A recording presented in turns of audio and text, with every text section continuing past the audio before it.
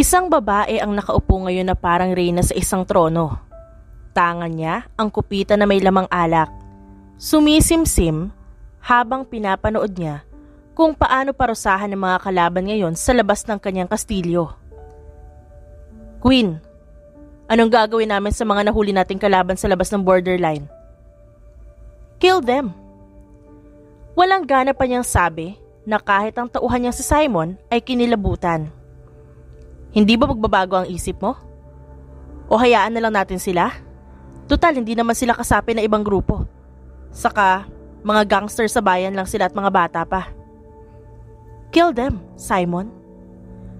Muling sabi nito kaya naman wala nang nagawa si Simon kundi ang sundin ang utos ng reyna nila. Siya si Simon, ang tungkulin niya sa grupong ito ay ang pagsilbihan ng reyna nila. Ito ang tanging babae na nagpalakad ng napakalaking grupo, kaya naman ang laki ng respeto nila dito at walang kapantay. Ang reyna nilang lahat ay si Ayla del Rosario, ang nag-iisang mafia queen. Kahit labag man sa loob ni Simon ang utos ng babae, wala siyang magagawa kundi ang sundin nito. Kaya kahit nagmamakaawa ang mga lalaking nasa harapan, hinugot niya ang baril sa pinatay ang mga ito. Sinili pa niya ang babae sa ikalawang palapag na kanina pa nanonood. Walang emosyon ng muka at nakatingin lamang ng blanko sa kanila.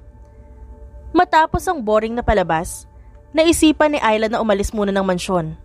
Nais niyang lumimot panandalian, kaya naman tuluyan siyang nagtungo sa bar kung saan inimbitahan siya ni Andrea sa isang sikat na bar.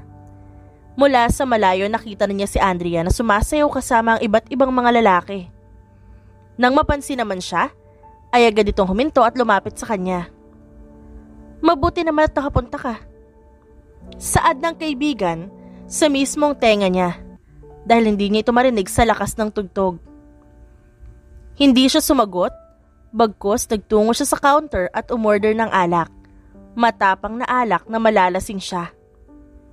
May problema pa rin sa pamilya mo? Hindi pa rin ba naayos? Itutuloy talaga nila ang pagpapakasal mo kay Evron? Sunod-sunod na tanong ng kaibigan. Hindi naman yan mapipigilan nang basta salita lang. Ang angkan ko ang makakalaban ko kung sakali man na hindi ako pumayag sa kasal. Pero hindi mo siya mahal, kaya bakit pa? Bakit hindi mo ipaglaban yung gusto mo? Wala akong choice. Meron. Hahayaan mo na lang ba na kontrolin ka ng pamilya mo? Ilaban mo kung anong gusto mo. Saka hindi ba matagal mo ng crush si Jewel nung college pa lang kayo? Kaklase mo siya, di ba? Bakit hindi mo siya akitin? Huwag kang papayag sa hindi ganyan. Hindi ganyan ang buhay mo, di ba? My God! You should be happy just like me. Naguguluhan pang sambit ni Andrea na inis sa kanya dahil hindi siya marunong lumaban. Kahit saglit lang, takasan mo muna ang responsibilidad mo sa buhay. Maging ordinaryong tao ka, Ayla. Dagdag pa ni Andrea. Hindi na nagsalita pa si Ayla at itinatak niya sa isipan ng kaibigan. Ito ang nagtulak sa kanya upang takasan muna ang responsibilidad niya bilang mafia queen. Nagpakalulong siya sa alak dahil ito na ang huling gabi bilang reyna ng underground. Kailangan muna niyang unahin ang kanyang sarili. Kinabukasan, nagtaka si Simon nang makita si Ayla na nag-iimpake ng damit. Pinuntahan niya pa ang dalaga sa silid nito upang tulungan sa ginagawa. Hindi ko kailangan ng tulong, Simon. Kaya ko na. Kaya ikaw, magbakasyon ka na rin muna. Bakasyon? Saan? Samahan na lang kita. Hindi na. 1 buwan lang naman ako mawawala. Sagot naman ni Ayla. Isama mo na ako para may mautusan ka. Wala din ako mapupuntahan, lalo na wala akong pamilya. Simon, hindi ka na bata. Subukan mo kayo lumandi muna, para naman hindi puro utos ko ang iniisip mo. Supladang sabi ni Ayla. 1 buwan ang bakasyon ko, ha? Sinabi mo yan dahil kapag tumawag ka pa sa akin, nang wala pang 1 buwan hindi kita sasagutin. Oo na. Ani Ayla, matapos niyang mag-impake.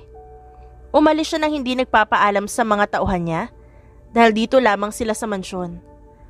Paano ang ibang tauhan natin? Hindi mo ba sila papayagan na magbakasyon din? Ang unfair naman yata. Kung ikaw lang magbabakasyon tas sila nandito lang. Wala naman silang mapupuntahan na ibang lugar. Kaya hayaan mo sila dito sa mansyon. Kung sakali magkaroon ng problema, at least alam mong handa sila. Sagot naman ni Ayla sa lalaki. O siya, maghahanda na ako para sa pagbabakasyon ko. Tandaan mo ang sinabi mo na 1 buwan ang magiging bakasyon ko Kaya kung ano man ang problema na kakaharapin ng grupo, hindi ako tutungo. Pagbabanta pa ni Simon bago siya tuluyang umalis sa harapan ni Ayla. Pinanood lamang ni Ayla ang kaibigan hanggang sa tuluyan na itong makalayo. Muli siyang tumingin sa mga gamit na tiniklop upang ilagay sa maleta. Sanay na sila na umaalis at bumabalik, kaya naman wala na ito magiging problema.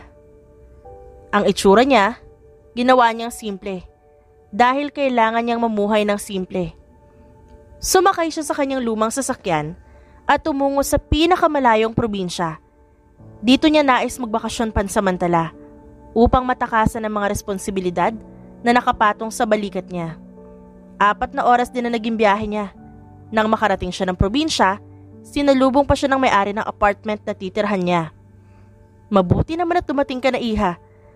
Sigurado hindi ka pa nagtatanghalian. Halika at makisalo ka sa amin. Sabi pa ng ginang. Tinanggahan ito ni Ayla dahil kailangan niya ayusin ang mga gamit na dala. Una niyang isinalansan ng mga damit niya sa ibabaw ng maliit na aparador kasama ang mga bala at baril. Sa maliit na kusina naman ay ang mga groceries na pinasuyo niya sa may-ari ng apartment. Napangiti ng tipid si Ayla dahil 1 buwan siyang mamamalagi dito. Malayo sa mga responsibilidad niya sa buhay. Ang kanyang cellphone pinatay niya muna upang hindi siya mahanap ng ama, lalo na ng fiancé niya. Susulitin niya ang bawat sandali habang nandito pa siya. Dahil pagkatapos ng 1 buwan, muli siyang babalik bilang isang mafia queen upang gawin ang kanyang responsibilidad sa grupo. Nais lamang makawala ni Ayla sa ama niyang controlling at sa fiancé niyang baliw na baliw sa kanya. Lumipas ang 2 araw simula nang magbakasyon si Ayla sa probinsya, napansin niya na sobrang tahimik ng lugar. Ginigising lamang siya upang mag-jogging at magluto pagkatapos muli siyang hihiga sa malambot na kama at nagbabasa ng libro. Ito ang naging routine ni Ayla sa bayan. Ipipikit sana niya ang kanyang mata nang makarinig siya ng ingay sa labas ng apartment. Dahil sa curiosity, napagpasyahan niyang tingnan ito. Jul! Napadalaw ka! Ikaw bata ka? Tagal mong hindi dumalaw sa amin dito. Akala ko kinalimutan mo na kami. Pinaghanda pa naman kita nung 1 buwan ng paborito mong mais pero hindi ka nagpakita. Kaya naman yung mais na yun, binenta ko na lang. Sabi ng matanda na may-ari ng apartment sa binatang nakatayo ngayon sa harapan. Hindi makita ni Ayla ang mukha ng lalaki. Subalit sa pangangatawan pa lamang nito, alam niya na malakas at makisig ito. Pasensya na po, dahil marami lang talaga akong ginagawa kaya hindi ako nakadalaw. Kamusta na po si Bea? Balita ko dalaga na siya. Huwag mo nang tanungin ang batang ire dahil alam mo naman baliw na baliw sa'yo si Bea. Maayos naman siya at nag-aaral ng mabuti, ayun nga lang, hinihintay nga rin niya ang pagbabalik mo. Mukhang sineryoso ng batang ito ang pangako mo sa kanya bago ka umalis. Nagtaka si Ayla sa sinabi ng matanda sa salitang pangako. Wala naman siyang dapat pakialam sa mga ito subalit may humihila sa kanya na alamin ang lahat tungkol sa lalaki. Nakakapagtaka lamang na iyon pa lang ang unang beses na nagkaroon siya ng interes sa isang lalaki. Nga ho pala, may available pa ho bang apartment? Dito muna kasi ako ng 1 buwan dahil masyado magulo sa Maynila. Oo, may makakasama ka doon. 2 naman ang silid pero iisa lamang ang sala tsaka kusina. Yan na lamang available kukunin mo ba? Nangunot pa ang magkabilang kilay ni Jul sa sinabi ng matanda. Lalaki ba? Naku hindi, isang magandang babae ang makakasama mo sa apartment pero napagsabihan ko naman siya na kailangan niyang may kasama sa loob dahil pang 2 talaga yun. Pumayag naman siya, kaya naman pwede ka doon. Hindi inaasahan ni Ayla nang bigla na lamang tumingin sa direksyon niya ang binata. Nagtagpo pa ang kanilang mga mata nang makita siya na nakasilip sa siwang ng bintana. Mabilis siyang umalis dahil bigla na lamang tumibok ang puso niya ng sobrang bilis. Alam niya ang tungkol sa sinabi ng matanda na may makakasama siyang ibang nangungupahan sa apartment, pero wala siyang idea na isa pala itong lalaki. Hindi na niya narinig pa na mag-usap ang dalawa, pero narinig niya ang bawat hakbang ng binata patungo sa pintuan. Mabilis pa niyang dinampot ang mga damit niya na nagkalat sa maliit na katre. "Hi," sabi ng lalaki nang tuluyan na ito makapasok sa loob ng sala. "Hello," tipid naman niyang sagot.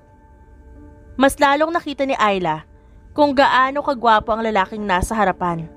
Walang binatbat ang mga makisig na binata na lalaki na nakikita sa pabalat ng magazine. Ang katawan nito, sobrang lapad at sobrang laki. Nagmistula siyang pandak.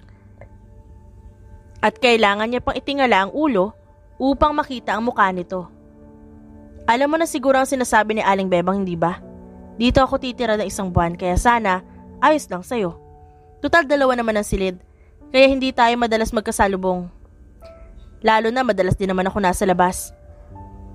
Oo naman. Tsaka nasabi na sa akin ni Aling Bebang yung tungkol sa bagay na yan. Sige, mauna na ako.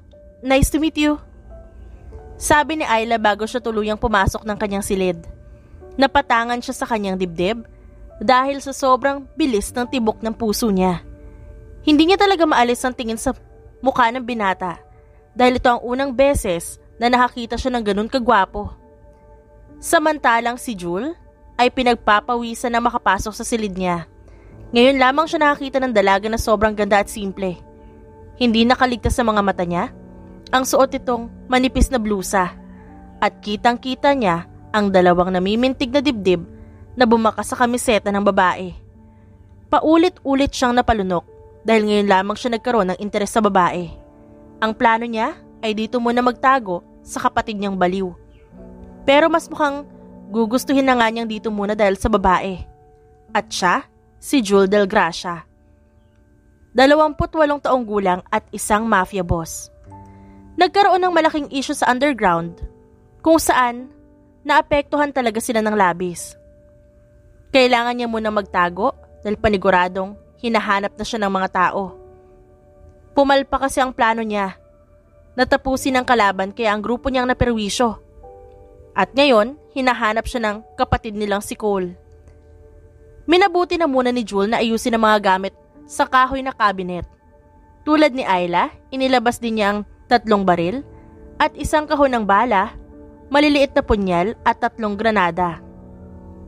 Kailangan niya ang mga ito upang protektahan ang sarili niya, lalo na at malayo siya sa grupo. Hindi niya ina-underestimate ang grupo niya na paniguradong pinaghahanap siya ng mga ito. Muli lamang nakabalik sa wisyo si Jul nang makarinig siya ng 3 katok sa kahoy na pintuan. Nagtaka siya pero tiningnan niya pa rin kung sino ito. Ang babaeng nakasama sa silid na may dalang 1 platong kanin. "Kumain ka na ba? Halika, samahan mo akong kumain. Nagluto kasi ako. Baka kasi hindi ka pa nagtanghalian. Nga pala, anong pangalan mo?"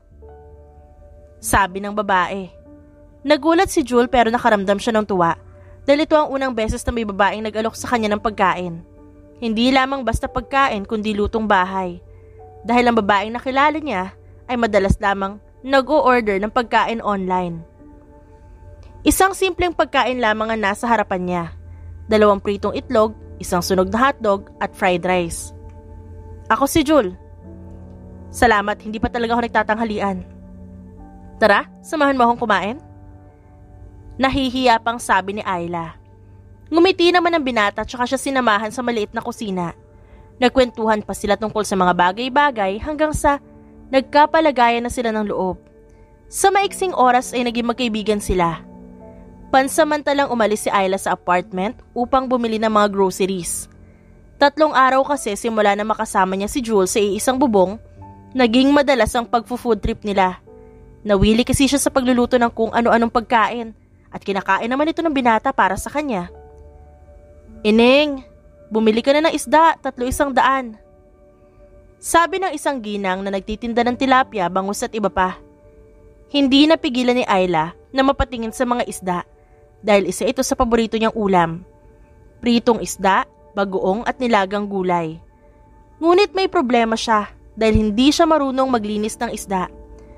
Pero kahit na ganun pa man, Bumili siya at pagdating sa apartment, naabutan niya si Jewel. May kausap ito sa telepono at mukha pang galit. Ayusin niyo ang trabaho niyo kung ayaw niyo malintikan pagbalik ko. Napakadali lang ng pinapagawa ko sa inyo, pero pumalpak pa rin kayong mga tanga.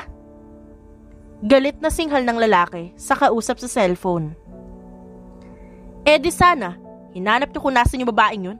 Babae lamang yun. Pero hindi niyo pa magawang hulihin. Pagbalik ko dyan at hindi niyo pa nahanap ang babaeng pinapahanap ko, malilintikan talaga kayo sa akin. Kayong lahat. Huwag niyo akong susubukan dahil hindi niyo alam kung paano ako magalit. Huling pagbabanta ng binata bago nito pinatay ang tawag.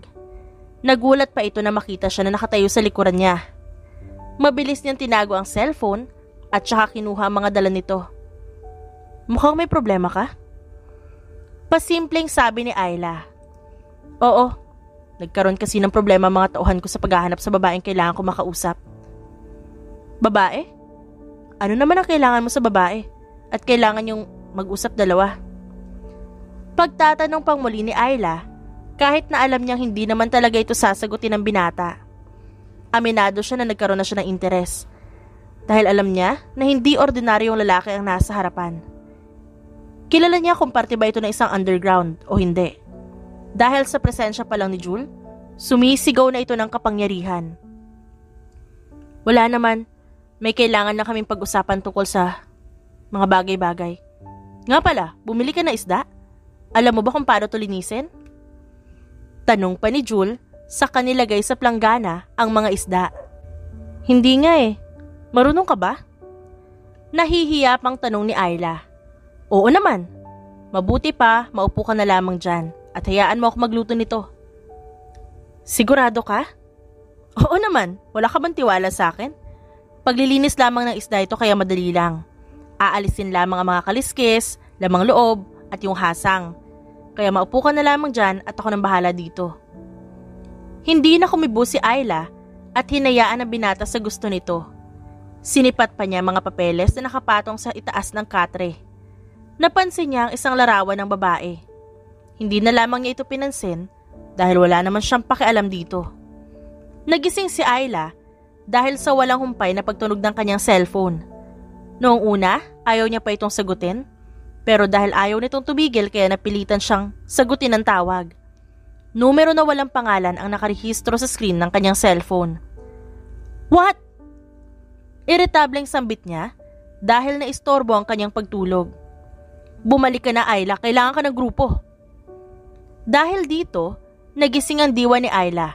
Mabilis siyang tumayo at lumapit sa tabi ng bintana. Boses pa lang, alam niyang si Simon ito. Ano nangyayari dyan? May nangyari ba habang wala ako? Ang ibang grupo, ang mga tauhan, kamusta sila? Sunod-sunod na tanong niya dahil hindi na rin siya mapakali. Halos kalahati sa mga tauhan natin, Ayla, sugatan at puno ng bugbog. Dumalaw kasi dito ang fiancé mo at nabalitaan niyang wala ka. Bigla na lamang siya nagpaputok sa mga tauhan natin na wala namang ginagawa masama sa kanya. Pinagbantaan din niya kami na kapag hindi ka umuwi, uubusin niya kaming lahat. Sabi ni Simon sa kabilang linya. Nakaramdam si Ayla ng takot at ramdam din niya ang takot ni Simon. Kaya naman hindi na napigilan na magtagis ang kanyang bagang.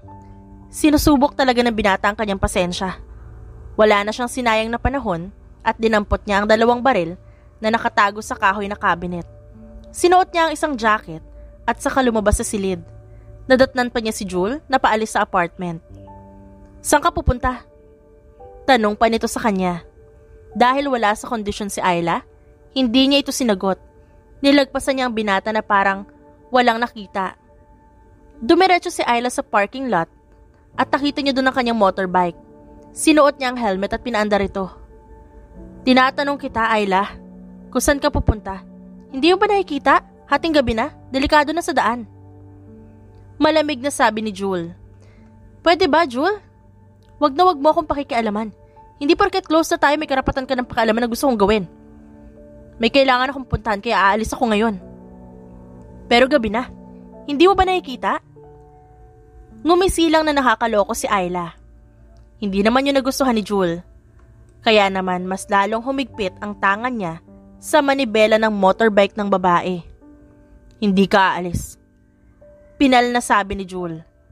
Mas lalo lamang dumilim ang mukha ni Ayla dahil wala pang lalaki ang nangahas na utusan siya. Ang mga tingin niya sa kamay nito ay parang gusto niya ng tagbasin ng kutsilyo. Bitiwan mo ko. Hindi kita bibitiwan hanggat di mo sinasabi kung saan ka pupunta. Hindi mo ba nakikita na hating gabi na at delikado sa daan? Kung may mahalaga kang pupuntahan, tutulungan kita at sasamahan kita. Promise, hindi mo magugustuhan na makikita mo kung sasamahan mo ako sa lugar na yon. Hindi mo pa ako gaano kakilala, Jewel. Kaya bitiwan mo ako dahil naubos na ang oras ko. Wala na ngang nagawa si Jewel kundi bitiwan ng dalaga. Pinanood na lamang niya ang papalayo nitong bulto, sa kanya kinuha ang cellphone sa bulsa. Sundan niyo ang babae na nakasakay sa kulay itim na motorbike. Siguraduhin niyong hindi yan mawawala sa paningin niyo Utos niya sa mga tauhan na nasa kabilang linya. Muling bumalik si Jewel sa loob ng apartment at kinuha ang baril. Isinuksok niya ito sa kanyang tagiliran bago sumakay sa motorbike niya. Tumagal ang biyahe ng 4 na oras hanggang sa makarating sila sa isang abandonadong gusali. Hindi pinahalata ni Jewel na sinundan niya ang dalaga. Napanganga siya sa kanyang nasaksihan dahil ang dalaga ay parang nagsasayaw habang nakikipaglaban. Nakita niya kung paano rin kinuha ni Ayla ang baril na nakatutok sa kanya. Sinipa niya ang lalaki sa muka na naging dahilan kung bakit ito nawala ng malay. Naroon lamang siya sa isang sulok habang nakikita niya kung paano ubusin at patayin ng dalaga ang mga kalaban nito. Tama nga ang hinala niya nung unang beses pa lang niya ito makita dahil ang babaeng to ay may sikretong tinatago. Kilalang kilala niya kung sino ang nagmamay-ari ng ganong galaw. Mas lalo siyang namangha ng 5 lalaki ang sunod-sunod na umatake sa dalaga. Pero sa isang iglap, humandusay ang mga ito at wala nang nagawa pa. May isang lalaki na sugatan ng lumapit sa dalaga. Hindi marinig ni Jewel ang usapan ng dalawa, pero kitang-kita niya kung paano nagiba ang itsura nito, kung paano ito bumagsik at galit na galit. Bago pa malaman ng dalaga na naroon siya, mabilis niyang sinibat ang daan paalis sa lugar na yon. Pero hindi nawala ang malaking ngisi sa labi ni Jewel dahil nakilala na niya ang babaeng matagal na niyang hinahanap. Kailangan niya na itong maunahan bago pa siya nito mabuking kung sino nga ba talaga siya. Hindi naman maipinta ang mukha ni Ayla habang kinakausap niya ang kanyang kanang kamay na si Simon. Bakit hindi mo sinabi sa akin kaagad? Kailangan ba humantong pa sa ganito na mamatay ang halos sa kalahati ng mga tauhan ko? Hindi ko ginusto na mapunta dito. Dinala kami dito ng fiancé mo. Kahit tatanungin mo pa siya, siya ang halos pumatay sa mga tauhan natin. At anong sabi ni Daddy? Hindi ba siya galit sa hayop na yon? Umiling lamang si Simon. Hindi rin namin nakausap ang daddy mo. Para bang pinagbawalan niya kami makita ang daddy mo. Ayla, hindi mabuting tao ang fiancé mo. Hindi mabuting tao si Evron. Mabuti pang wag ka na lang muna umuwi sa inyo at magtago ka na lang. Sa tingin ko, mas lalo lamang masisira ang grupo mo. Mas mabuti pang pauwiin ko na lang mga tauhan natin. Halos kalahati ng grupo natin ay nawala dahil sa ginawa ng fiancé mo. Bumalik ka na sa mansyon at tipunin ng mga tauhan natin. Sabihan mo sila na maghanda at mag-ensayo na maigi. Dahil kailangan nating matalo ang grupo ng hayop na yon. 1 linggo. Bigyan mo ako ng 1 linggo at muli akong babalik. Malamig na sambit ni Ayla sa kanyang tauhan. Hindi na nagsalita si Simon. Bagkus, tumango siya sa sinabi ng babae. Tangan pa niya ang sugatang braso habang pinapanood ang likuran ng dalaga na paalis yun. Gusto niya nang maging masaya ito at maging malaya subalit malabo na talaga itong mangyari dahil itinadhana na maipanganak ang dalaga sa magulong mundo. Madaling araw na makauwi si Ayla sa apartment. Nagulat pa siya nang makita si Jewel na nakaupo sa kahoy na upuan sa may sala. Taimtim na nakatingin sa kanya na para bang sinusuri siya mula ulo hanggang paa at ang kanyang buong pagkatao. Pinilit ni Ayla na maging emotionless upang hindi mahalata nito ang ginawa. Hindi mo pa rin talaga sasabihin kung saan ka nagpunta? Bakit ko naman gagawin yun? Hindi naman kita tatay para ipaalam ko sa iyo lahat ng ginagawa ko. Pero magkasama tayo sa isang bubong. And, It means na may karapatan ako na malaman ng mga pinagagawa mo. Paano kung mapahamak ka? Paano kung bigla ka na lamang patayin ng kung sino dyan sa labas? Ano naman sa'yo ngayon? Gusto mo bang palakpakan kita sa pagiging banal mo? Pinakialaman ba kita sa mga papeles na nakakalat dyan sa maliit na lamesa? Tinanong ba kita kung ba't nandyan ang larawan ko? Hindi naman, di ba? Sambit ni Ayla. Sa tingin mo, bakit nandyan ang mga larawan mo? Kailangan ba akong gumawa ng paraan para malaman? Huwag ka na magpanggap dahil kilala na kita. Malamig na sambit ni Jewel. Kung kilala mo pala ako, bakit hindi mo pa ako pinatay? Marami kang pagkakataon na patayin ako, pero ba't di mo ginawa? Bakit nga ba, Jewel? Bakit hindi mo ako pinatay? Nawala ang kaninang mapaglarong ngisi sa labi ni Jewel. Biglang nandilim ang kanyang muka dahil sa matinding galit. Dahil ang babaeng kasama niya sa loob ng isang linggo ay ang babaeng kailangan niyang patayin. Oo, ang misyon ni Jewel ay hanapin ang mafia queen na nawawala ngayon. Pero sa dami ng coincidence na nangyari sa buhay ni Jewel, ito pa ang pinakaayaw niya na mangyayari sa kanya. Dahil ang babaeng napusuan niya, kalaban pala. Bakit nga ba hindi mo ako pinatay, Delgracia? Huwag mo akong pilitin na gawin yun, dahil pagsisisihan mo talaga. Ngayon pa ba ako matatakot? Ang dami na ng tao na gusto akong patayin pero nagtagumpay ba sila? Lahat ba sila nagtagumpay na patayin ako? Trust me, hindi mo gugustuhin ang kaya kong gawin. Hindi maintindihan ni Ayla kung bakit parang nakaramdam siya ng paru-paro sa kanyang sikmura. Habang nakatingin sa binata na nasa kanyang harapan, hindi niya maiwasang titigan ng mga mata nito na nakakalunod. Sigurado na si Ayla na hindi lamang basta paghanga ang nararamdaman niya kay Jewel. Pero ang labis lamang na ikinalulungkot ni Ayla ay ang katotohanan na magkalaban sila. Umiwas siya ng tingin at huminga ng malalim. Kahit anong gawin niya, hindi niya matatakasan ang responsibilidad na nakapatong sa kanyang balikat. Kailangan niyang pakasalan si Evron dahil yun ang pinag-utos ng kanyang ama at yun ang tama. Huwag mo akong tatalikuran dahil di pa tayo tapos mag-usap. Pigil sa kanya ni Jewel. Wala na tayong dapat pag-usapan. Dahil kilala mo na ako. Paglabas natin sa apartment na to, magkalaban tayo.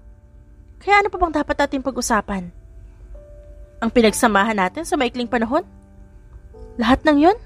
Kalokohan lamang, Jewel. Then why are you crying? Bakit ka umiiyak habang sinasabi ang mga salitang yun? Nagulat pa si Ayla sa sinabi ng lalaki. Wala sa sariling napahawak si Ayla sa kanyang pisngi. Nahawakan niya ang mga luha na muling pumatak matapos ang ilang dekada na hindi pagpapakita ng kahinaan. Ang huling luha niya ay nang mamatay ang kanyang ina sa isang ambush. Hindi na siya muling umiyak matapos nun. Tell me, bakit ka umiiyak? Alam kong alam mo kung bakit ka umiiyak. Pero gusto ko pa ring malaman mula sa bibig mo. Ayla, hindi lang basta-basta ang pinagsamahan natin. Ang mga nangyari sa pagitan natin dito sa maliit na apartment. Alam kong alam mo ang nararamdaman ko para sa'yo. Pero pinili mo magtanga-tangahan. Ano bang sinasabi mo? Wala akong alam sa sinasabi mo. Kung pwede lang, bitawan mo na ako. Dahil kailangan ko na mag-impake ng mga gamit ko. Pinilit hilahin ni Ayla ang kamay niya pero hindi talaga siya binitawan ng lalaki. Hindi pa tayo tapos mag-usap. Ano pa bang gusto mong marinig mula sa akin? Na mahal kita? Yun ba ang gusto mong marinig? Ngayon sinabi ko na, pwede mo na ba akong bitawan? Ang akala ni Ayla ay bibitawan siya ng binata. Subalit nagulat siya nang bigla na lamang siyang haklitin ito. Saka siniil ng mapagparusang halik sa labi. Noong una, hindi siya nakagalaw dahil bigla na lamang namanhid ang buong katawan niya. Pero kalaunay, nakita na lamang ang sarili na sumasabay sa bawat hagod ng labi ng binata. Nakalimutan ni Ayla ang lahat ng problema at nagpalunod siya sa nakakabaliw na halik nito. Humahangos pa sila nang matapos ang halikan. Gulong-gulo si Ayla kung bakit ito ginawa ni Jewel. Ayaw niyang umasa. Pero bakit parang pinapaasa siya nito?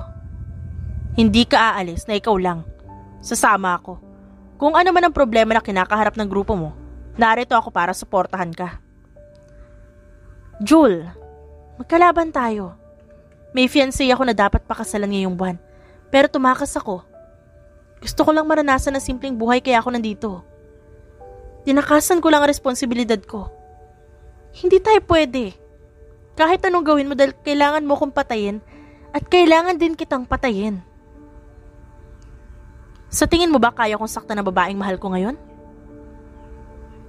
Patayin mo na ako pero ipaglalaban kita. Bakit? Paano?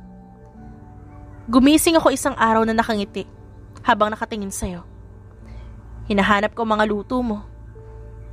Na kahit alam natin na hindi masarap, kinakain ko pa rin. Ang mga tawa mo, yung amoy mo, lahat yun hinahanap ko. Sapat na ba yun para maniwala ka na totoo ang nararamdaman ko para sa'yo? Pero may fiancé ako. Wala akong pakialam dahil hindi ko hahayaan na mapunta ka sa kanya. Panandali ang nawala ang atensyon nila sa isa't isa nang tumunog ang cellphone ni Ayla. Sinagot yun ng babae at ang kaninang luhaan niyang mga mata ay napalitan ng takot at pagkaputla. Sa kabilang banda naman, isang lalaki ang galit na ibinato ang kupitan ng alak sa pader. Hindi pa rin nila makita ang fiancé niyang tumakas. Hindi niya ito mapalabas kaya naman kung kailangan niyang pumaslang ay gagawin niya. Nagmamakaawa ako. Lubayan mo na ang anak ko. Lubayan? Ang usapan ay usapan. Kailangan akong pakasalan ng anak mo kung ayaw niyang ubusin ko ang mga tauhan niya at paslangin ka. Kunin mo na ang lahat ng yaman na meron ako. Basta pakawalan mo lang ang anak ko. Tinatapos ko na kung anong usapan natin na magpapakasal kayo dahil hindi na ako makakapayag. Hindi ko maatim na pakakasalan ka na nag-iisa kong anak. Gayong alam ko na demonyo ang isang tulad mo. Sa tingin mo, papayag ako? Akin ang anak mo. Walang makakapigil sa akin na kunin siya dahil pag-aari ko siya. Kaya kung ako sa'yo, tumahimik ka ng tanda ka at hayaan mo akong pakasalan ako ng anak mo. Demonyo ka talaga. Kung alam ko lang na gagawin mo ito, hindi na dapat ako nagtiwala sa'yo. Sa tingin mo, ba't pakakasalan ka ng anak ko kapag nalaman niya na may kinalaman ka sa pagkamatay ng kanyang ina? Hindi, Evron. Dahil ako mismo ang nagsasabi sa kanya na mga kahayupang ginawa mo. Bawiin mo ang sinabi mo kung ayaw mong tuluyang kitang patayin. Sa tingin mo ba natatakot ako mamatay? Mas gugustuhin ko na lamang mamatay kesa makita ang anak ko na maikasal sa isang demonyong tulad mo. Kung alam ko lang na ganito ang gagawin mo, hindi na dapat kita iniligtas sa basurang lugar na yon.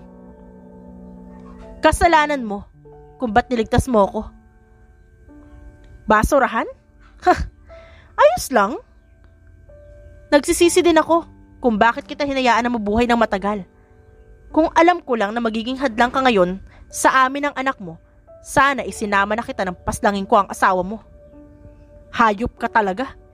Isinusumpa ko na hindi ka magwawagi sa mga pinaplano mo. Hindi ka talaga titigil, tanda ha? Hinampas ng binata ang kaawa-awang matandang lalaki sa ulo. Nawalan nito ng malay habang dumudugo ang kanyang sintido. Mabilis namang lumapit sa kanya ang mga tauhan niya at walang awang kinaladkadang walang malay na matanda pabalik ng selda. Huwag niyong hahayaan na makatakas ang gurang na yan. Kapag nakatakas yan at nakapagsumbong sa anak niya, kayong lahat ang malilintikan sa akin. Pagbabanta pa ng binata bago tuluyang umalis sa lugar na yon. Mas lalo siyang umisi ng nakakaloko nang makatanggap siya ng isang mensahe. Dahil ang babaeng matagal niyang hinahanap ay nasa mansyon na nito ngayon. Kaya naman wala na siyang sinayang na oras at mabilis na pinaharurot ang sasakyan pabalik sa mansyon. Labag man sa kalooban ni Ayla pero dumiretso siya sa bahay ng fiancé na si Evron. Wala kasi ang ama niya sa mansyon nila. At ang sabi ng mga katulong ay nagtungo daw ito sa binata pero matapos yun ay hindi na bumalik. Mas malaki at mas maganda ang mansyon ng binata. Nagkalat din ang mga tauhan sa paligid at maski ang mga katulong ay alam niyang magaling sa pakikipaglaban. Muling bumukas ang pinto at lumabas doon ang binata. Mabilis pa siyang sinalubong ng yakap ngunit mabilis din itong iniwasan ni Ayla. San ka galing? Hindi mo ba alam na nag-alala ako para sa'yo? Ang tagal kitang hinanap. Nasaan ang ama ko? Malamig na tanong ni Ayla. Hindi ba siya umuwi sa inyo? Pagpapanggap naman ng lalaki. Huwag na tayo maglokohan dito, Evron. Alam ko na may kinalaman ka kung bakit nawawala ang daddy ko. Ang sabi ng mga tauhan ko, pumunta daw dito sa iyo ang tatay ko. Hindi naman ito nagustuhan ng lalaki kaya naman bigla na lamang dumilim ang mukha nito. Nagtagis ang kanyang panga at ibinulsa ang kanyang mga kamay. Ang tagal mong nawala, tapos ito lang yung sasalubong mo sa akin? Hindi mo man lang ba ako kakamustahin kung ano nangyari sa akin? Sa tingin mo talaga may pakialam ako sa'yo? Hindi ko na itutuloy ang kasalang to. Dahil unang-una, hindi ko naman talaga gusto na maikasal sa'yo. Pangalawa, ayaw ko sa'yo. Madiing sabi ni Ayla sa lalaki. Sa tingin mo ba hahayaan kita na makawala sa akin? Kung ayaw mo makita ang bangkay ng ama mo na lumulutang sa ilog, sundin mo lahat ng gusto ko. So, nasa iyo nga ang tatay ko. Saan mo siya dinala? Pwede bang ibalik mo na sa akin ang tatay ko? Hindi ko ibibigay ang ama mo hanggat di mo ako pinapakasalan. The deal is a deal. Wala kang magagawa dahil yun na napag-usapan namin ng tatay mo. Hindi ko kayang pakasalan ka. May iba na ako mahal.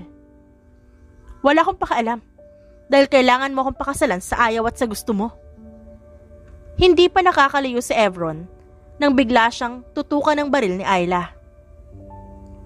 Sabihin mo sa akin kung nasaan ang tatay ko. Para hindi na dumanak ang dugo pa dito sa pamamahay mo. Kapag sinabi kong hindi kita pakakasalan at wala ka na magagawa doon. Ibaba mo ang baril mo. Dahil sinasabi ko sa'yo na hindi mo magugustuhan kapag nagalit ako. Ibibigay mo ba ang ama ko o ako mismo ang maghahanap sa pamamahay nito? Binabalaan kita, Evron.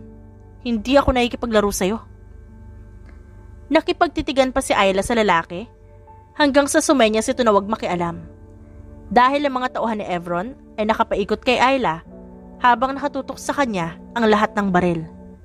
Huwag kayo makialam dahil away namin to. Ibaba niyo mga baril niyo. Uulitin ko, Evron. Nasaan ang tatay ko? Fine. Nasa isa sa mga gusali ko ang ama mo. Pero tulad ng sinabi ko, hindi ko siya ibibigay sa iyo hanggat di mo ako pinakakasalan.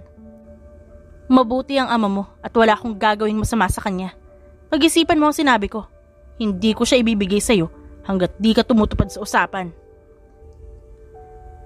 Ani Evron, saka natuluyan itong naglakad paalis. Galit na galit si Ayla at paulit-ulit na nagpapaputok sa sala ng mansyon. Wala siyang magawa dahil kulang ang mga tauhan niya upang sumugod at ubusin ang mga tauhan ni Evron. Kundi pa lumapit sa kanya ang mayordoma ng mansyon, pinilit siyang kumalma sa kabinigyan ng malamig na tubig. Iha, huwag mo nang labanan ng alaga ko. Gawin mo na lamang ang gusto niya dahil para sa iyo naman ito. Tandaan mo, siya naman dapat ang mapapangasawa mo at wala nang iba. Huwag ho kayo makialam sa problema namin. Wala ho kayong alam. Hindi ko rin pakasalan ng demonyong yan. Bastos na bastos, pero alam ni Ayla ang halukay ng bituka ng mga tao dito. Pero hindi ka naman makakatakas dahil hindi ka pakakawalan ng alaga ko. Hindi ako tatakas dahil gagawa ko ng paraan para hindi niya na ako gustuhin pa. Matigas na sambit nito bago tuluyang umalis ng mansyon si Ayla. Panayang buhos pa ng ulan na umuwi siya. Hinanap pa niya ang mansyon ni Jewel. Hindi naman siya nabigo at natagpuan niya ito sa masukal na kagubatan.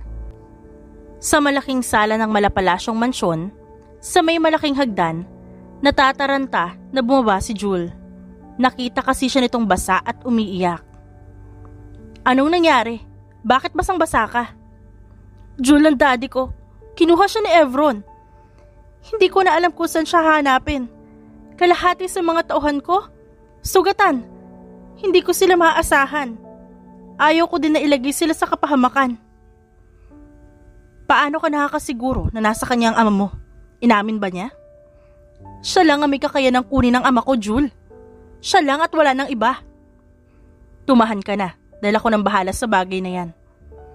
Hahanapin natin ang ama mo. Magpahinga ka na muna dahil delikado na sa labas. Pero kailangan ko makita ang ama ko, Jul. Para kung sinasaktan na pala siya, paano kung... Shh! Huwag ka muna mag-isip ng kung ano-ano. Dahil walang mangyayaring masama sa daddy mo. Hindi pinahalata ni Jul na galit siya at malapit nang sumabog. Nagpaalam pa siya na may gagawin lamang pero hindi pumayag ang dalaga. Nanatili siya sa tabi nito hanggang sa makatulog si Ayla. Cole, kailangan ko ang tulong mo. Isali mo na rin ang iba pa nating kapatid. Kailangan ko ang mga tulong nyo. Aniya at saka pinatay ang linya. Sinipat pa niya ng isang beses si Ayla na mahimbing ngayong natutulog. Hindi niya hahayaan na makitang muling umiiyak ang dalaga dahil baka makapatay na siya ng tuluyan. 2 oras lamang ang lumipas nang isa-isang magdatingan ng mga kapatid ni Jul. Lahat sila ay narito sa malaking living room niya. Kailangan ba talaga ipatawag mo kaming lahat? Kahit si Cole na lang kaya? Kayang-kaya nyo na malusutan ang problemang to eh. Reklamo ni Vince. Ngayon lamang tayo na kompleto. Tapos ngayon pa kayo magrereklamo? Saad naman ni Zeke. Hindi mo maintindihan kasi wala ka namang asawa. Ang ginagawa mo lang naman sa buhay mo ay pestehin kami ng mga kapatid mo. Sabi naman ni Trey. Kailangan ko ang tulong nyo para hanapin ang ama ni Ayla. Sinong Ayla ang sinasabi mo? Teka, may babae ka? Since when? Saad pa ni Troy. Wait, tama ba yung narinig ko? Ayla? Ayla del Rosario ba ang tinutukoy mo? Bro, anong meron sa utak mo ngayon? Ani Luke sa kapatid. Lahat sila ay natahimik dahil kilala na nila kinababaliwan ng kapatid. Hindi mo ata itinatak sa isipan mo na kailangan mong patayin ng babaeng yan. Anak yan ang kalaban natin ng mga mafia, Jul. Wala akong pakialam, okay? Hindi ko siya papatayin. Lalo na wala sa inyo mananakit sa kanya. Kung ayaw nyo magkamatayan tayo. Pagbabanta ni Jul. Hindi mo rin siguro alam na may fiancé ang babaeng yan. Ang pangalawang malakas na mafia na si Evron na fiancé ng kinababaliwan mo. Sigurado ka ba sa mga sinasabi mo, Thor? Tanong naman ni Cole. Oo, siya lang naman ang mafia queen, malamang sa malamang, na kailangan niyang pakasalan ng kauri niya. Hindi kayo pwede niyan, dahil hindi tayo pwede na biglaan na lang maambush ng wala sa oras. Walang gagalaw kay Ayla, nagkakaintindihan ba tayo? Hindi niya magagawa yun. Hindi ako nagsalita sa mga babae niyo kaya respetuhin niyo ako. At respetuhin niyo rin yung babaeng gusto ko. Ano gusto mong gawin namin? Gusto kong kunin niyo ang ama ni Ayla. Kayo na rin ang umubos sa mga tauhan ng lalaking yan. Kung pwede lang, wag niyo nang buhayin. Basta pinagsabihan ka na namin, Jul. Nasa iyo na lang kung magtitiwala ka sa kanya. Hindi nagsalita si Jul. Basta na lamang niya tiningnan ng mga kapatid. Alam niya ang pinapasok niya. At alam niya ang responsibilidad na nakapatong sa magkabilang balikat niya. Hindi ako kalaban. Lahat sila ay nagulat na magsalita si Ayla. Lahat sila ay sabay-sabay na tumingin sa babae na pababa ngayon sa engrandeng hagdan. Tulungan niyo ako mahanap ang ama ko at tatanawin ko itong buong puso. Kalahati sa mga tauhan ko ay sugatan. Literal na pinilay ako ni Evron upang pakasalan siya. Kaya kahit ang ama ko lang ang tulungan niyo, magpapasalamat ako ng bukal sa puso. Paano naman kami makakasiguro na mapagkakatiwalaan ka namin? Anak ka ng kalaban namin. Dahil isa kang mafia. Alam kong alam mo na hindi tayo dapat nagtitiwala ng basta-basta. Mahal ko si Jul. Hindi ko siya kayang saktan. O ipahamak man lang. Kaya sana magtiwala kayo sa akin. Hindi ko siya sasaktan bilang si Ayla. Pero bilang si Ayla sa underground, hindi ko maipapangako lalo na't may ginawa siyang mali. Tumangutango naman ang lahat. Kung ganon, binibigay na namin ang basbas namin sa inyo. Namula pa ang magkabilang pisngi ni Ayla dahil sa mga sinabi nito. Pinlano na rin nila ang gagawing pagsalakay sa kampo ni Evron upang mailigtas ang ama niya. Tumagal ang kwentuhan hanggang sa tuluyan na nga magpaalam ang lahat. Dahil ipinapangako ni Ayla na hindi na siyang dating Ayla na susunod sa sasabihin ng ibang tao. Isang linggo muli ang lumipas pero hindi pa rin mahanap ang kanyang ama. Mas lalo lamang lumalala ang gulo nang malaman ni Ayla na kalahati sa mansyon niya ay pinasabog. Kaya naman marami ang sugatan. Hindi ka pwedeng pumunta sa mansyon mo dahil hindi mo alam kung kailan sasabog ang mga tinanim nilang bomba doon. Pigil sa kanya ni Simon. May benda pa rin ang ulo ni Simon at nakasimento ang kanang braso. Binalian kasi ito ni Evron, kaya naman muling nag-init sa galit si Ayla. Wala akong pakialam, Simon. Hindi ko na kayang tiisin pa ang ginagawa niya sa pamilya ko, sa pamilyang matagal na itinayo ng ama ko. Pero wala tayong magagawa dahil mahirap na kalaban ng fiancé mo. Lalo na ngayon na alam niyang nasa panig ka ng mga delgrasya. Alam mo naman na mas lalong gumulo lamang kaya ito ang nangyari. Nahimasmasa naman kahit papaano si Ayla. Alam mo na kalaban natin ng mga delgrasya. Pero nag-asawa ka pa na galing dito. Hindi ba? Masyado mabilis na hinayaan mong pakasalan ka ni Jul na yan? Kinu-question mo ba ang desisyon ko? Mahal namin ni Jul ang isa't isa, kaya wala akong dapat pagsisihan. Masyado kasing mabilis. Pero masaya ako para sa'yo dahil may sarili ka ng pamilya. Pero si Evron, alam mo na hindi siya madaling kalaban. Kaya anong gagawin mo? Hindi niya ipapakita ang ama mo dahil dito. Alam ko ang tungkol sa bagay na yan. Kaya naman nagtitiwala ako sa mga kapatid ni Jul. Matutulungan nila ako mahanap at mabawi ang ama ko. Sana nga. Sana nga. At hindi pa tayo huli. Nangunot ang magkabilang kilay ni Ayla dahil sa sinabi ng kaibigan. Anong ibig mong sabihin? Hindi ko gusto ang tabas ng dila mo, Simon. Hindi ko gustong takutin ka. Pero nagsasabi lang ako ng totoo na baka lang. Kilala mo si Evron na hindi yun basta-basta nagpapatalo. Umalis ka muna sa harapan ko, Simon. Ayla, hindi naman sa pinag-iisip kita. Pero kung sakali lamang ang sinasabi ko, gusto ko lang naman sabihin na ano? Napatay na ang ama ko? Sa tingin mo madaling tanggapin yun? Umalis ka muna, gusto ko mapag-isa. Ayla, sorry. Please, Simon. Umalis ka muna, pakiusap. Malamig na tura ni Ayla. Umalis si Simon at iniwan si Ayla sa loob ng opisina. Hindi malabo na wala na ang ama niya sa mga oras na ito. Alam niya ang patakaran sa underground pero umaasa pa rin siya. Umaasa siya na makikita pang muli ang ama. Kundi lang sana siya umalis, kundi lamang siguro siya tumakas, hindi ito mangyayari. Pinakalma ni Ayla ang sarili niya dahil hindi na rin niya kinakaya ang stress. Pumikit siya at saka huminga ng malalim. Kailangan niya maging matatag dahil isa siyang mafia queen. Hindi siya maaaring maging mahina. Muli lamang niyang binuksan ang mga mata nang maramdaman niya ang iilang yapak na patungo sa kanya. Hahayaan sana niya ito subalit napansin niya na parami ng parami ang yapak na papunta sa opisina niya. Kinuha niya ang nakatagong baril sa cabinet at kinasa iyon. Hindi pa nagtatagal ang 10 minuto nang humahangos na nagtungo ng opisina si Simon. Umalis ka na, Ayla. Nandito na si Evron. Kasama ang mga tauhan niya. Ano? Bakit di niyo hinarangan? Bakit niyo siya hinayaang makapasok sa teritoryo ko? Wala na silang nagawa na makita si Evron na naglalakad patungo sa kanya. Hindi maipinta ang mukha nito dahil sa galit.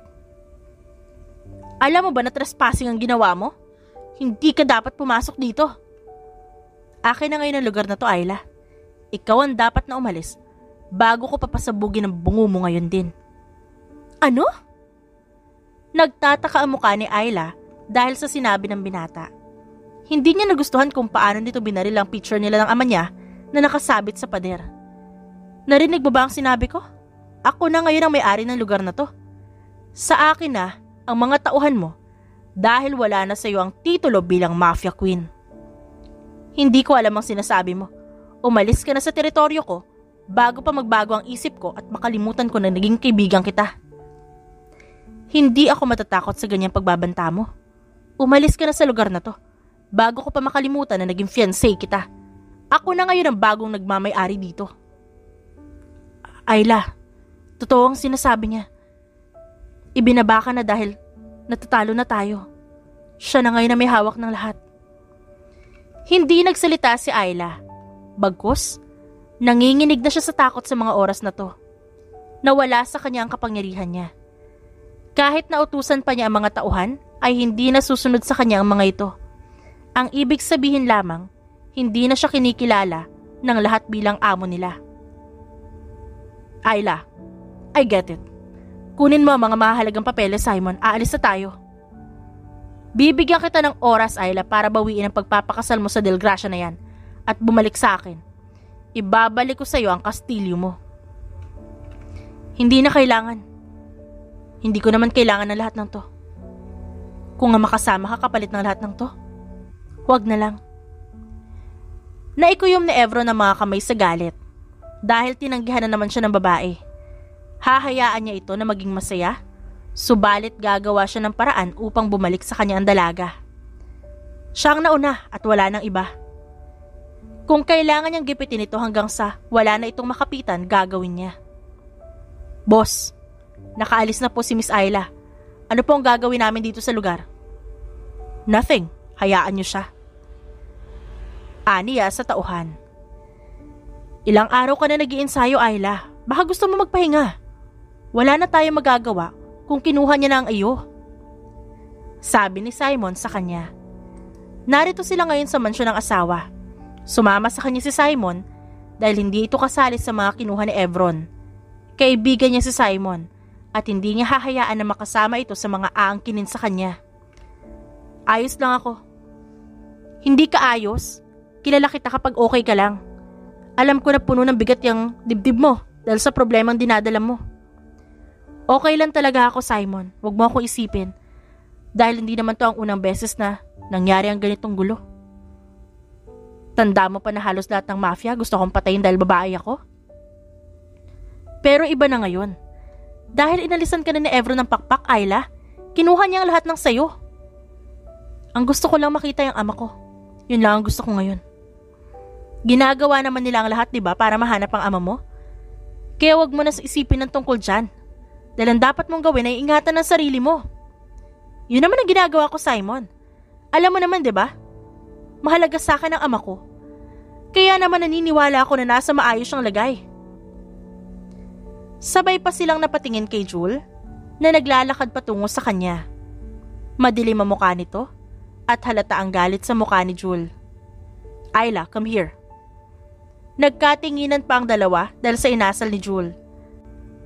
Alam ni Ayla na kapag ginamit ng asawa ang pangalan niya, ay ibig sabihin lang ay galit ito. Come here. Ulit pa nito kaya naman nagtungo na siya sa binata. Ano ang ibig sabihin nitong nalaman ko? Na tinanggalan ka ng titulo ng hayop na yon. Bakit hindi mo sinabi sa akin? Ngayon wala na sa'yo mga tauhan mo? Julie, hindi naman sa ayaw kong sabihin sa'yo. Pero hindi naman kasi mahalaga yun sa akin. Gusto ko lang makita ang ama ko ngayon. Yun lang. Pero kahit na. Alam mo na ikaw ang nagpapalakad ng grupong yun. Walang karapatan ng hayop na yan. Nakunin sa'yo to. Wala na akong kontrol sa mga tauhan ko. Dahil kung hindi sila susunod sa kanya, mamamatay silang lahat. Mamamatay pa rin sila sa poder ng hayop na yon. Literal na pinilay ka ng hayop na yon, manda siya sa akin. Dahil pipilayan ko din siya ng 2 paa. Jewel, kumalma ka please. Bakit ka ba nagagalit? Hayaan mo siya kung gusto niyang makuha yung mga tauhan ko. Ibibigay ko sa kanya yun ng buong buo. Ang ama ko lang ang mahalaga sa akin. Pinaghirapan mo yung buuhin. Hindi na alam ni Ayla ang dapat na isagot dahil tama naman talaga ito. Pinaghirapan niya ang grupo na yun. Ang buhay niya, ang puhunan niya upang mapatatag lamang ito. Humanda sa akin ang hayop na yan. Hindi na napigilan ni Ayla ang asawa ng sumugod dito. Ano pang tinatayo mo dyan, Simon? Tulungan mo akong pigilan siya. Ayla, malakas siya. Hindi natin siya kaya. Bitiwan mo ako, Ayla.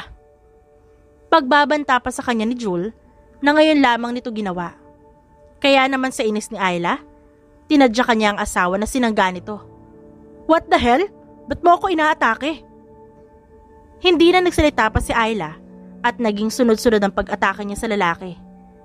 Tanging pagsangga lamang ang ginagawa ni Jewel. Isang malakas na suntok naman muli ang pinakawalan ng babae. Love, shut up! Magkakasunod ang atake na pinakawalan ng babae. Nakamunti ka ng hindi masangga ni Jul. Love naman, hindi na ako pupunta doon. What the heck?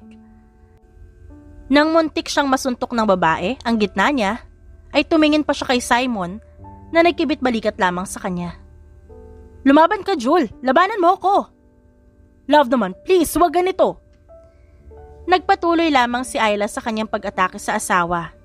Hanggang sa mapansin ni Jul, ang luhaang mukha ng dalaga. Hinayaan niya itong ilabas ang lahat ng hinanakit ng babae. Tahimik lamang si Simon dahil kilala niya ang babae at hindi ito basta-basta nagpapakita ng kahinaan. Hanggang sa kusa na huminto si Ayla, kaya naman niyakap ito ni Jul ng sobrang higpit. Wala man lang ako magawa, Jul.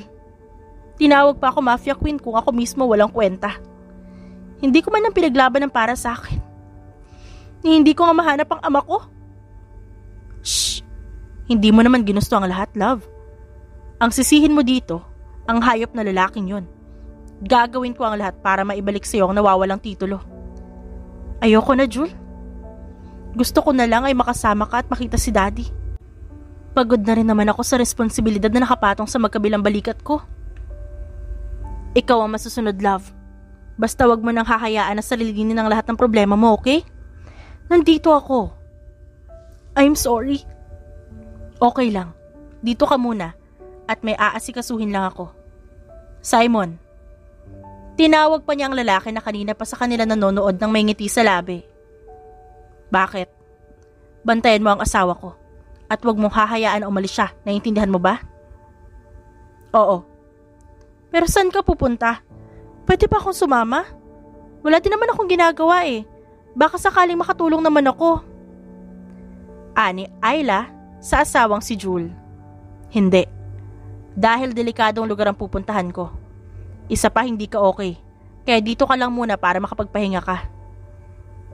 Pero gusto kong sumama. Naiinip na talaga ako dito sa mansyon. Love, please. Please. Hindi ako nakikialam. At magiging pabigat. Please, isama mo na ako. Fine. Basta pangako mo na hindi ka aalis sa tabi ko, okay? Nagkakaintindihan ba tayo? Tumango naman si Ayla bilang sagot sa kanyang asawa. Isinama ni Jul si Ayla sa pupuntahan na lugar dahil natagpuan na nila kung saan ang ama ng babae. Ililihim pa sana ito ni Jul pero dahil mapilit ang asawa, wala siyang nagawa. Sa kanilang biyahe, 3 itim na sasakyan na nakasunod sa kanila at iilang lalaki nakasakay ng motorbike. Patungo sila ngayon sa masukal at napunong kagubatan. Paakyat pa ang daang tinatahak nila kung saan maling galaw lang ay maaari silang mamatay. Anong meron sa lugar na to? Dito ka lang sa sasakyan at wala kang gagawin, okay? Dito ka lang sa loob ng sasakyan dahil ayaw ko mapahamak ka. Oo na. Kilala kita, Ayla. Alam ko kung gaano katigas ang ulo mo. Oo na po. Good. I love you. Malambing na sabi pa ni Jul. Love you. Hindi akalain ni Jul na huling sandali na niyang makikita ang asawa. Dahil matapos mailigtas ang ama ng asawa, bigla na lamang itong nawala. Ang mga tauhan niya ay nagkalat sa paligid, mga patay, at ang iba naman ay duguan. Ano nangyari dito? Nasaan ang asawa ko? Kinuha siya ng hindi ko makilalang grupo, boss. Anong ginagawa niyo dito? Bakit niyo hinayaang makuha ang asawa ko? Nagwala na siya dahil sa takot para sa asawa. Galit na galit siya dahil hinayaan lamang ang kanyang asawa na makuha ng hindi kilalang grupo. Nagsilapitan na rin ang kanyang mga kapatid habang tangan-tangan ang ama ng asawa na nanghihina. Ano nangyari dito, Jul? Ano nangyari sa mga tauhan mo? Tanong ni Ann, ang asawa ng kapatid niya. Kinuha nila ang asawa ko. Hindi ako titigil hanggat di sila napapatay lahat. Sabay-sabay pa silang napatingin kay Simon na sugatan habang patungo sa kanila. Si Evron ang kumuha kay Ayla. Mas lalo lamang naggitngit sa galit si Jul dahil sa nalaman. Samantala, si Ayla ay may piring sa mga mata at nakatali ang mga kamay at paa. Hindi siya nakalaban ng pilitin siyang kunin ni Evron dahil pinaikutan siya ng mga tauhan nito. Magkakasama na tayo, mahal. Masyado ka nang nag-enjoy sa hayop na yun, kaya naman kukunin na kita. Dinig pa niyang sabi ni Evron na labis niyang pinandirihan ng maramdaman ng haplos ng kamay nito sa kanyang pisngi. Kapag nalaman to ng asawa ko, tiyak hindi ka nasisikatan ng araw. Kung mahanap ka pa niya. Dahil sisiguraduhin ko na siyang hindi nasisikatan ng araw. Hayop ka talaga. Mas hayop ka.